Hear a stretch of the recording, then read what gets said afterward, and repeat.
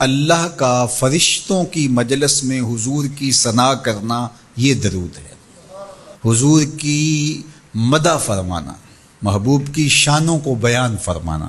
یہ صحیح بخاری میں صلاۃ کا ترجمہ حضرت ابو العالیہ رضی اللہ تعالی عنہ سے کیا گیا ہے۔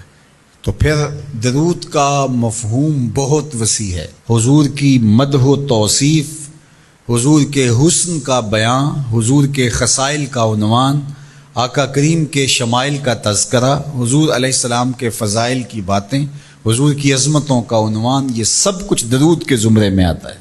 اور پھر ساتھ صیغہ بھی درود کا ہو اور اس میں شانیں بھی حضور کی ہوں، جس طرح درود تاج میں ہے، تو اس میں حضور پر درود بھی بھیجا گیا اور ساتھ حضور کی عظمتوں کو بھی بیان کیا گیا۔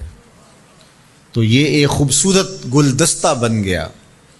درود شریف کے جو مفاہیم بیان کیے گئے ہیں، ان سب مفاہیم کو یہ اپنے جلو میں لیے ہوئے ہے یہ درود۔ تو کثرت کے ساتھ حضور علیہ السلام پر درود پڑھنے کی تلقین فرمائی گئی۔ حضرت ابی بن کعب رضی اللہ تعالیٰ عنہ فرماتے ہیں کہ آقا کریم نے ترغیب دی درود شریف پڑھنے کی، باقی امور اور عبادت، ذکر فکر، تو میں نے عرض کی، ارشاد فرمائے کہ میں آپ پر کس مقدار میں درود پڑھوں، کتنا وقت، کتنا درود پڑھوں؟ تو آقا کریم نے فرمایا ما شئتا، جتنا تم چاہو۔ فرماتے ہیں میں نے کہا میں چوتھا حصہ درود پڑھوں گا، باقی 3 حصے دیگر عبادات اور دیگر وظائف اذکار بجا لاؤں گا۔ فرمایا جس طرح تم چاہو، جو تمہاری مرضی، لیکن اگر درود کی مقدار کو بڑھا دو تو تمہارے لیے بہتر ہوگا۔ تو میں نے کہا النصف، میں آدھا وقت درود پڑھا کروں گا اور باقی چیزیں باقی آدھے وقت میں کروں گا۔ فرمایا جس طرح تم چاہو، لیکن اگر درود کی مقدار کو بڑھا دو تو تمہارے لیے بہتر ہوگا۔ میں نے کہا کہ حضور میں 2 حصے درود پڑھوں گا اور 1 حصہ باقی وظائف اوراد بجا لاؤں گا۔ فرمایا جیسے تمہارا دل چاہے، لیکن اگر تم درود کی مقدار کو بڑھا دو تو تمہارے لیے بہتر ہوگا۔ فرماتے ہیں میں نے کہا حضور میں پڑھوں گا ہی درود، سارا وقت میں آپ پہ درود ہی پڑھتا رہوں گا۔ فرمایا پھر تمہارے سارے دکھ، تکلیف، اذیتیں، پریشانیاں، اس کے لیے یہ درود کفایت کرے گا اور تمہارے گناہوں کی مغفرت فرما دی جائے گی۔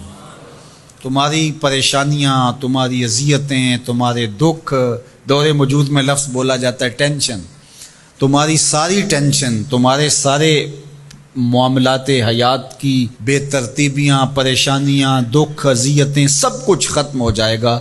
درود سب دردوں کا مداوع ہو جائے گا، سب دکھوں کا علاج ہو جائے گا، سب پریشانیوں کا حل ہوگا، سب مصیبتوں کا مداوع بن جائے گا، اور ساتھ ساتھ تمہارے گناہ بھی بخش دیے جائیں گے۔ تو درود جتنی کثرت کے ساتھ پڑھا جائے اللہ کی اتنی ہی رحمتیں نازل ہوتی ہیں۔ تو باقی وظیفے، باقی اوراد وہ بھی فضل و شرف والے ہیں، لیکن حضور نے فرمایا کہ پھر تمہارے لیے ایک درود ہی کافی ہو جائے گا۔ اللہ اکبر۔ فرمایا جو میرے اوپر 1 مرتبہ درود بھیجتا ہے اللہ اس پر 10 رحمتوں کا نزول فرماتا ہے۔ اور ایک حدیث میں آیا جو 1 مرتبہ میرے اوپر درود بھیجتا ہے اللہ اس کے 10 گناہ معاف کرتا ہے، 10 درجے بلند کرتا ہے اور 10 رحمتوں کا نزول فرماتا ہے۔ تو درود پڑھا حضور پہ کام اپنا بن رہا ہے۔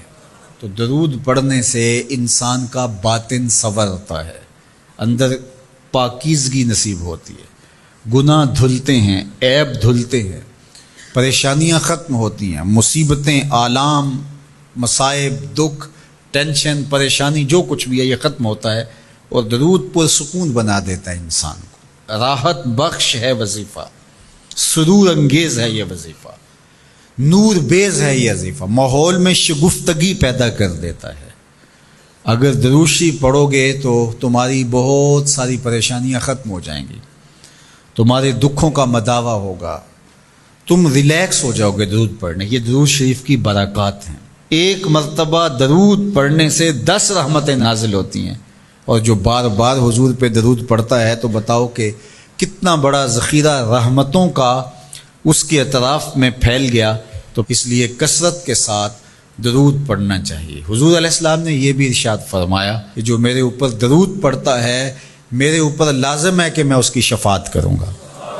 شفاعت رسول کے حصول کا ذریعہ درود بنتا ہے، چونکہ ہمارا آسرا ہی حضور کی شفاعت ہے۔